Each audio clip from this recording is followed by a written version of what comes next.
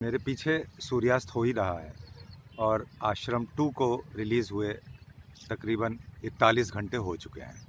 बहुत लोग जो क्रेज़ी हैं आश्रम 2 के वो इसको देख भी चुके होंगे।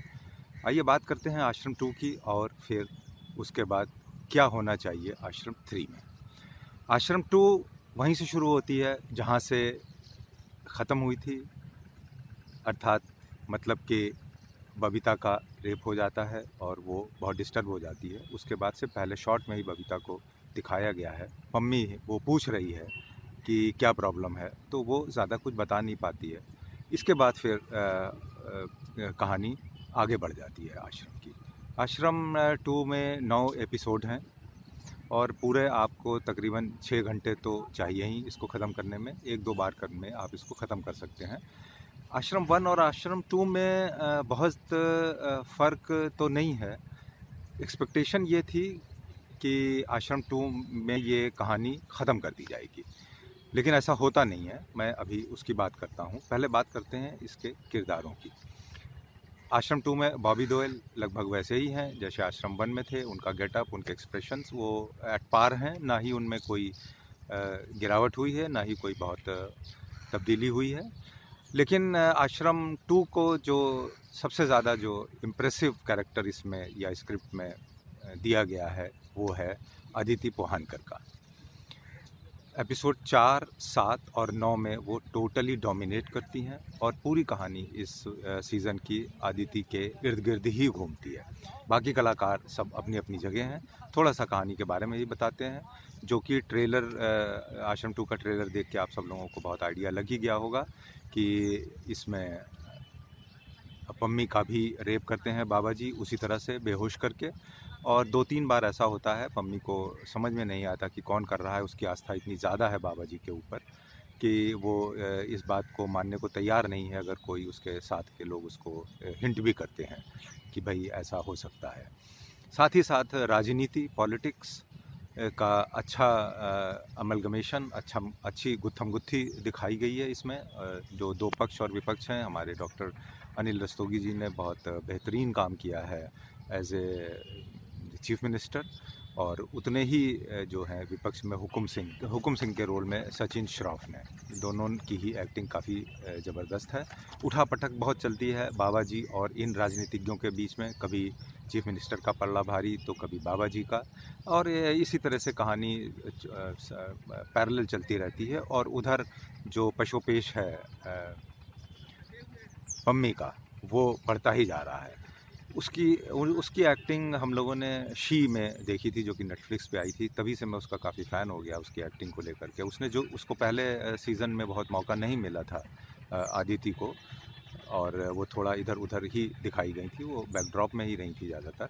लेकिन इसमें जो उसने अपने एक्सप्रेशंस दिए हैं जबकि उसका रेप हो जाता है, उसके बाद फिर 7वें एपिसोड में जब उसको पता लगता है कि किसने, बाबा जी ने उसका रेप किया है, और इस तरह से 9वें एपिसोड में पहुंचते पहुंचते उसकी वो बिल्कुल वायलेंट हो जाती है, एक भूखी शेरनी की तरह, और कई बदले लेने की कोशिश करती है। स्क्रिप्ट की में ऐसा तोड़ मरोड़ दिखाया है कि अगर मौका ना मिल जाता तो शायद वो बाबा जी को ही ख़त्म कर देती और ये सीज़न 2 की कहानी ख़त्म हो जाती। कुछ सीन्स लंबे किए गए हैं, फिर भी इस बार बहुत ध्यान रखा है प्रकाश झा साहब ने कि जो बेड सीन्स हैं, जो पम्मी का रेप सीन है और बबीता के साथ भी बेड सीन्स बाबा जी के दिखाए गए हैं, वो थोड़ा दूर से दिखाए गए हैं और वो इतने ज़्यादा ऑब्जेक्शनेबल नहीं कहे जा सकते हैं।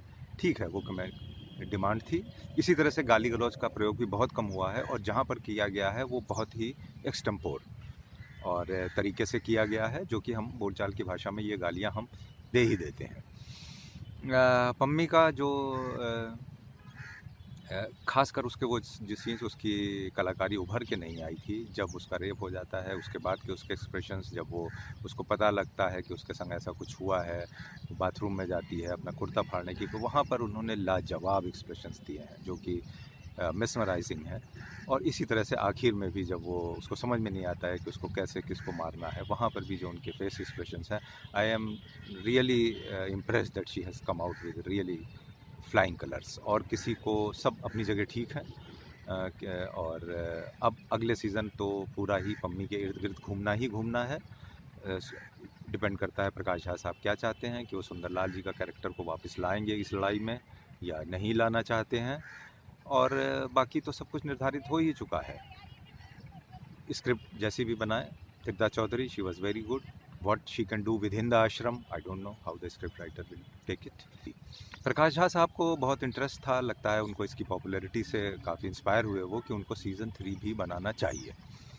अब सीज़न 3 में क्या हो सकता है, मैं अपनी कुछ राय मशवरा दे सकता हूं और हम लोग गेस भी कर सकते हैं कि सीज़न 3 में क्या होना चाहिए, क्योंकि इस सीज़न में बहुत से कलाकार वेस्ट हो गए हैं। अनुप्रिया गोयनका, उदयराज सिंह, ये बस थोड़े थोड़े में इधर उधर में दिखाई दिए हैं और उनका कोई रोल नहीं हो पाया है। पूरी सीरीज़ अदिति ने ही डोमिनेट करी है। तो अब आखिर में आप लोग देख चुके हैं, मैं कोई स्पॉइलर नहीं होना चाहता हूँ, बताना चाहता हूँ, लेकिन क्योंकि आखिर में जाकर के 9वें एपिसोड में ऐसा लगने लग जाता है कि अब ये सीरीज़ ख़त्म, ये सीज़न में ये कहानी ख़त्म नहीं होने वाली है और प्रकाश झा साहब इसको आगे ज़रूर खींचेंगे। ठीक है, कोई बात नहीं, हम भी इंतज़ार कर लेंगे, लेकिन अब ऑप्शंस बहुत कम रह जाते हैं इसके बाद। और अगले सीज़न में ये, क्योंकि कहीं कहीं पर ये किसी एपिसोड में कहानी खींचती हुई भी मालूम होती है, ड्रैग करती हुई मालूम होती है। तो अब अगले सीज़न में मेरा ये मशवरा है, या एज ए क्रिटिक मैं कह सकता हूँ कि अगला जो सीज़न आए वो 4-5 एपिसोड से ज़्यादा ना बनाए प्रकाश झा साहब, इस कहानी को ख़त्म करें। क्योंकि हम हिंदुस्तानी, हम पब्लिक, हम बहुत जल्दी ये चाहते हैं कि गलत चीज़ के ऊपर, असत्य के ऊपर सत्य की विजय जितनी जल्दी दिखा दी जाए उतनी अच्छी है। 9वें एपिसोड पे ख़त्म होने पे हल्की सी निराशा होती है कि अरे ये क्या हुआ, सब कुछ वहीं का वहीं है। अब सीज़न 3 में क्या होता है कि बाबा जी का राज ज्यों का त्यों कायम है, सरकार भी उनकी बन गई है, अब पुलिस भी उनके इशारे पे रहेगी। तो बहुत बड़ा टास्क आ जाता है इस लड़की के ऊपर जिसका कि रेप हुआ है, जो किसी तरह से बच गई है, कि वो अब इसको कैसे फाइट आउट करेगी।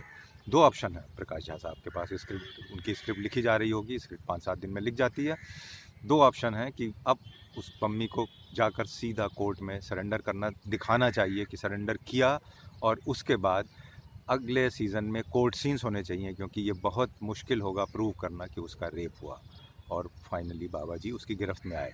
बाबा जी से वो पंगा ले नहीं सकती, सरकार उनकी है, पुलिस से पंगा ले नहीं सकती, और कभी भी उसको अगर वो हत्थे चढ़ गई तो उसको मार दिया जाएगा। इस बैकग्राउंड के साथ अगली कहानी बनाई जानी चाहिए।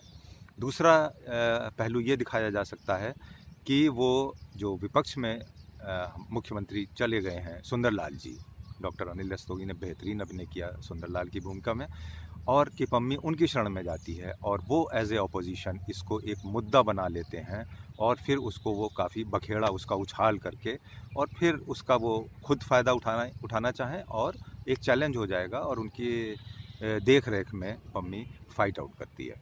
ये 2 ऑप्शन हैं प्रकाश झा साहब के पास, मगर इनको वो कृपया बहुत लंबा ना खींचें, 4-5 एपिसोड बनाएं 45-50 मिनट के, क्योंकि फिर अब इसमें बहुत कुछ ट्विस्ट टर्न दिखाने के लिए रह नहीं गया है।